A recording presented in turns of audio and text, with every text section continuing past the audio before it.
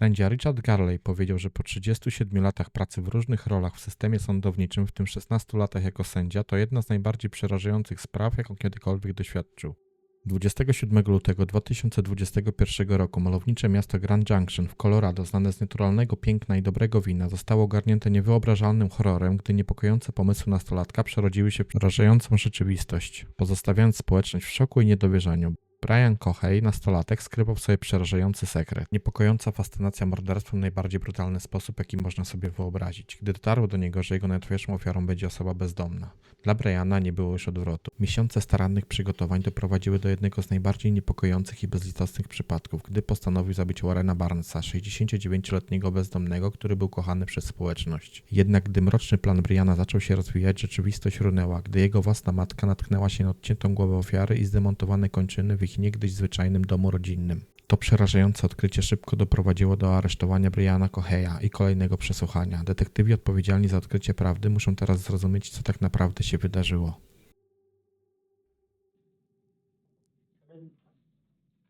Brian? Hi. My name's Pete. I'll be right back with you. I just didn't know if you needed a drink or... I'd like some water, please. Water? Okay. Oh, thank you. Right. Well, this is Lisa. Hi, how are you? Okay, yeah. Okay. So, we never met, have we?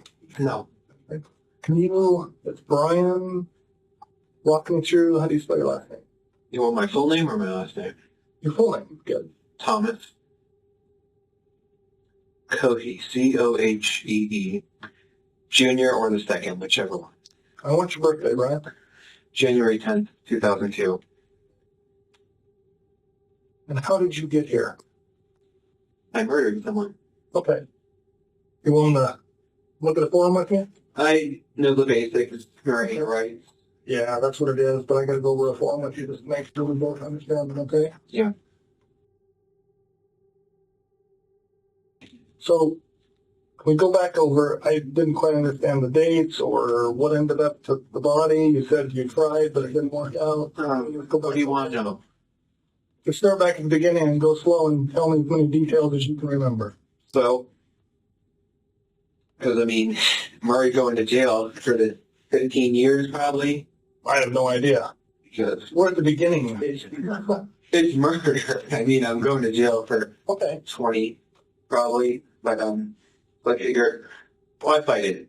okay. So what's important to me is to learn as much about you and what you did and as I can. Well, As many details as you can give me, the better. Na początku przesłuchania Brian Coheya zaskakuje detektywów otwarcie, przyznając się do morderstwa. Rzadko zdarza się spotkać tak obojętne, spokojne i pozornie nonszalanckie zachowanie. Początkowe zadanie detektywów polegające na uzyskaniu przyznania się do winy zostało już zrealizowane, co pozostawia im zadanie do odkrycia motywów i szczegółów związanych z tych ohydnym czynem. I drive a 2007 Ford 500. Okay. And I keep a small 18-inch bat in there for self-defense and a large kitchen knife in the glove box, both for self-defense, because I don't really trust anyone or really any part of this town, so that's why I have both. Yeah, it was the night of February 27th. It was a full moon, and I figured I can see so well, why not drive out? And I am in a bad state of mind at that time. I have major depressive disorder, so I am not thinking so very positively. Okay. Życie Briana było życiem samotnika z niewieloma przyjaciółmi, zdiagnozowanym z wieloma chorobami psychicznymi, w tym dużymi zaburzeniami depresyjnymi, schizofrenią, autyzmem i ADHD. Można by odczuwać współczucie dla jego zmagań, jednak gdy Coheya ujawnia przerażające wydarzenia tamtego dnia, wszelkie skłonności do litości wobec niego znikają. Jego makabryczne wyznanie jest wystarczające, aby przewrócić żołądek i usunąć wszelkie pozostałe współczucie dla nastolatka, który kiedyś był tylko outsiderem. And I'm cruising around for an hour and a half. Yeah, there's a road underneath, right? Uh-huh. Out under the overpass. And I was driving along, and I see a shape here on the railway tracks. So I'm like, oh, interesting. So I go up, and as I'm looking, I see a large thing wrapped in a canvas. Okay. And I'm like, that's a homeless person. So I grab a knife, I put on 3 layers of gloves, because plastic gloves can betray their users because they're so thin, those vinyl gloves, by imprinting your fingerprints through. So I put on 3 on one hand. I took the knife, I pulled back the canvas, and I stabbed his neck. This is him. I was strapped on top of him like this. Okay. And he couldn't fight back. It was actually surprisingly easy. I was barely breaking the sweat. I thought, oh, this guy, he's going to be tough. But no, it was actually surprisingly easy. Brian Cohey jeździł po Grand Junction szukając ofiary, gdy natknął się na namiot pod mostem na Crosby Avenue zajmowany przez 69-letniego Warrena Barnesa, osobę bezdomną. Jego mroczne impulsy podsycały myśl o Warrenie jako łatwej ofierze, kimś, na kim według Briana nikt nie będzie się przejmował, gdyby zaginął. Od młodości Brian miał obsesję na punkcie morderstwa pod wpływem seryjnych morderców, którzy przedstawiali zabijanie jako najlepsze uczucie, jakie można doświadczyć. I paused and he's like, why are you doing this? And I said, I've been wanting to do this for a long fucking time. Murder someone. What are you worried about? I mean, this looks like it's pretty close to the road and stuff. Somebody seeing you or catching you? It was 11 p.m., so not many were driving by. Well, it was behind the pillar. So people would only see a brief thing here and here. Yeah, but no one stopped. And I'm just like, proves the bystander effect. Jego mroczne impulsy podsycały myśl o Warrenie jako łatwej ofierze, kimś, na kim według Briana nikt nie będzie się przejmował, gdyby zaginął. Od młodości Brian miał obsesję na punkcie morderstwa pod wpływem seryjnych morderców, którzy przedstawiali zabijanie jako najlepsze uczucie, jakie można doświadczyć. Jego pierwsze zetknięcie z aktem zabijania miało miejsce kilka lat wcześniej, gdy zabił kota w pobliżu domu rodziców, przechowując jego ciało przez 3 dni, zanim je wyrzucił. Te niepokojące działania zwiastowały niewypowiedzianą tragedię, która miała później nastąpić, ponieważ większość seryjnych morderców zaczyna od maltretowania i zabijania zwierząt, zanim przejdą do ludzi. And then I cut off his hand. I put those in plastic Ziploc bags. And then I cut off his right arm at this joint and at this joint. And then at this arm, I tried cutting it here, and then I tried cutting it here. But what happened was I accidentally broke his bone. And then I took the head, put it in a leftover box from the dinner a few nights ago. And then I took the hands, put them in the back, drove home, hid the hands and head in my room, cleaned the knife, threw away the garbage with the blood on it. And then I tried going to sleep. But I was worried that because there was a hole in my gloves right here, I was worried that they would be able to obtain a partial print. So I figured, why not go all the way? Po powrocie do domu i posprzątaniu po morderstwie, Brian zauważył dziurę w jednej ze swoich rękawic, która mogła potencjalnie powiązać go z przestępstwem.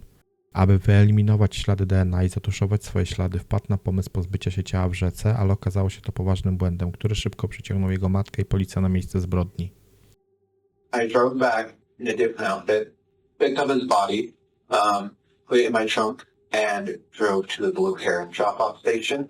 The ramp is quite steep, and you need to have 4-wheel drive to pull out of it. Okay. And my car didn't. I put it in reverse, A, so that it's easier to pull the body out, and B, because the back tires would provide propulsion to push up. Right. And I open the trunk, I take his body out, I put it in the water, so I just try moving it with my shoes.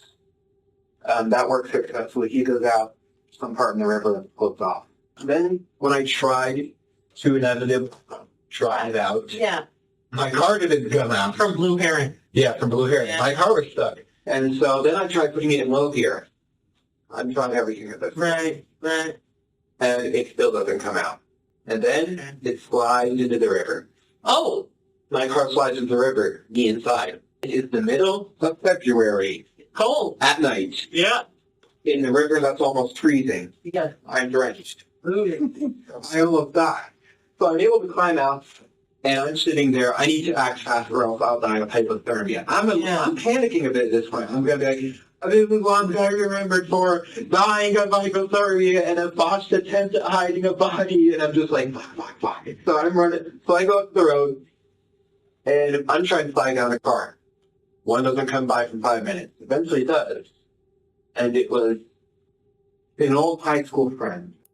Przypadkiem w pobliżu zatrzymał się samochód prowadzony przez starego przyjaciela Briana ze szkoły średniej. Brian skorzystał z telefonu swojego przyjaciela, aby zadzwonić do matki, wymyślając historię o wychodzeniu w nocy, aby oczyścić umysł. Twierdził, że jego samochód wpadł do jeziora Blue Heron, ponieważ zaparkował zbyt nisko. To wyjaśnienie doprowadziło do wezwania policji na miejsce, początkowo myśląc, że to tylko typowy wypadek samochodowy nastolatka. Jednak, gdy zaczęli prowadzić dalsze śledztwo i odholowali samochód, zaczęli podejrzewać, że coś jest nie tak. I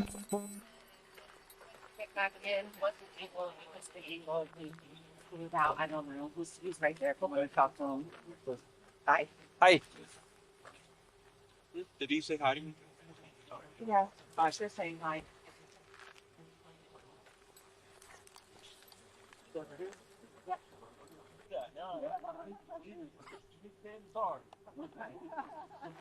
we call a tow for that? Just that it's... I don't know, because he'd have to get in the friggin' water. Yeah. Like, knock on the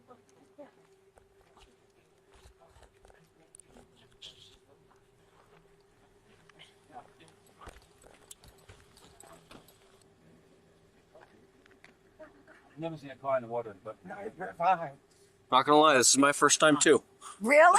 It's a new one for me. what's that? So I've never seen one of these either, so it's a new one for me. I'm like, oh man. What immediately caught the police's attention is blood from the body was on the reverse bumper. See, I forgot to wipe it off. Oh.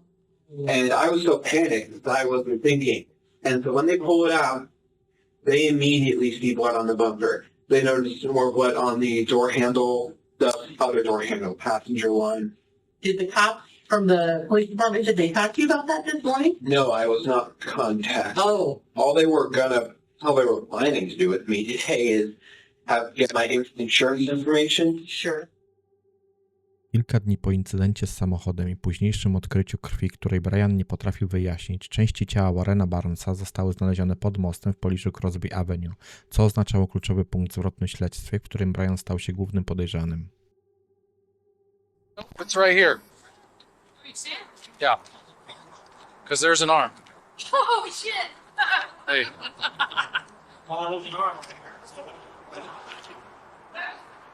Search over. There's an arm. There's another arm. Okay, hold on.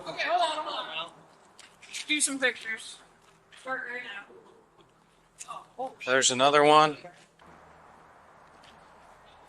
Right, here's a leg. Well, there's three. There, and there.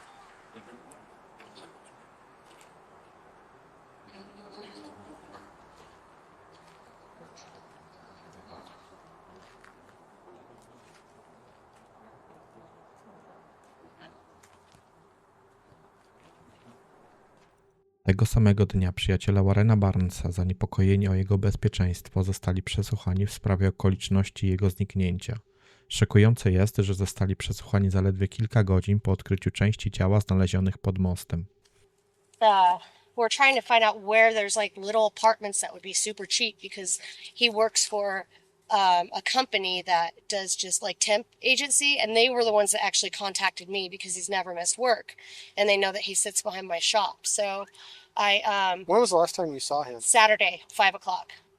I said, I'll see you tomorrow, Warren. And he was like, okay, meaning he planned on coming down on Sunday, and then he did not show up.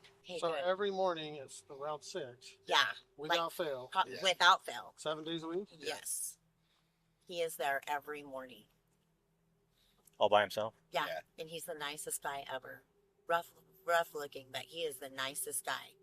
I was planning to buy an empty paint bucket, put the head in it, seal it, and then I was going to throw it off in some ditch. I'm sorry, I just want to make sure I have it right. The head is inside of a trash bag. It was Well, where is it now? in the kitchen sink. My parents searched through my room and they found the head and hands. Fakt, że Brian Cohey przechowywał części ciała swojej ofiary i trzymał je w domu rodzinnym, jest naprawdę szokujące i niepokojące. Można tylko wyobrazić sobie szok i niedowierzanie, jakiego rodzice musieli przeżyć, gdy odkryli kończyny i odciętą głowę w pokoju Briana. Mimo jego problematycznej przeszłości ten czyn był skrajny i ostatecznie doprowadził do jego aresztowania i późniejszego przesłuchania. You know, Brian, I have to ask, a lot of people that we have talked with, They're You know- silent. well, or they're just not as well spoken as you are, to be honest with you. You're very articulate. You're very articulate. Nothing I'm bad with words. Fascynujące jest obserwowanie przesłuchania, w którym podejrzany nie tylko dobrowolnie przyznaje się do przestępstwa, ale także wydaje się czerpać przyjemność wyznania każdego szczegółu. W niektórych przypadkach społecznie niezręczni ludzie doświadczają niespodziewanego wzrostu pewności siebie, swobodnie dzieląc się swoimi myślami i dostarczając skomplikowanych informacji z niezwykłym poczuciem pewności siebie. Ten wzór rezonuje z nieco niezręczną i introwertyczną osobowością Briana, sugerując, że to przesłuchanie może być pierwszym razem, kiedy czuje się komfortowo wyrażając siebie przed ludźmi, którzy nie tylko słuchają, ale także okazują szczere zainteresowanie jego słowami. So before this guy, how close did you come in the past? Not at all. Not at all? You just drive around? Yeah, look, just try and find You see anybody interesting and No. in your mind thought of a plan? Well, occasionally when you see girls walking down the street, I take a glance at them because it really is like Ed Kemper, where half of me says, well, I'm quite inept with women. I'm being honest, I'm no Casanova. But half of me says, I want to take that girl home and make her feel nice. And the other half of me, it's just like what Ed said, is I want to see what her head looks like on a stick.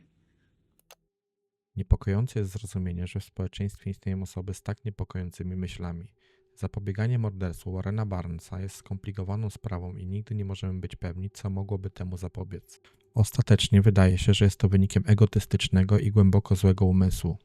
Ciekawość Briana dotycząca odczucia odbierania komuś życia była tak intensywna, że był gotów popełnić ten ohydny czyn, wiedząc, że to może doprowadzić do dożywocia za kratkami. Wszystko dla doświadczenia trwającego zaledwie sekundy.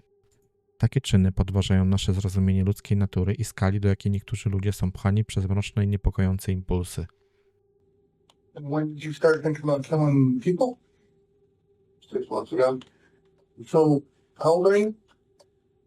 I turned 19 last month. So when thinking back, January, 2 months ago. okay, thinking back, it sounds like you killed a cat. Well, actually, I was thinking of killing people during the cat, but I wasn't acting on it.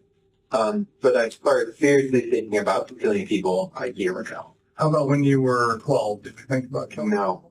So what in your life has changed, or what in your mind has changed to make you know? Lata przed morderstwem pragnienie Briana, by zabijać ludzi, stopniowo narastało, a on często jeździł po nocach z tym, co nazywał zestawem do zabijania, czyli pudełkiem wypełnionym narzędziami i bronią do zabijania i torturowania. Jego początkowym planem było porwanie i torturowanie prostytutki. Jednak pewnej nocy, gdy został złapany z zestawem do zabijania, jego rodzice postawili mu ultimatum. Musiał pozbyć się wszystkiego lub zaryzykować wezwaniem policji, co mogłoby prowadzić do zarzutów o spisek. If I go back that night, probably wouldn't have done it. Knowing that, knowing what it felt like, knowing how this will all turn out, I wouldn't have done it. Well, what did you think it was going to feel like? What did you said you were curious. What did you think it was going to feel like? I thought it would be the best feeling in the world. Okay. What do we need to know about you that we haven't asked?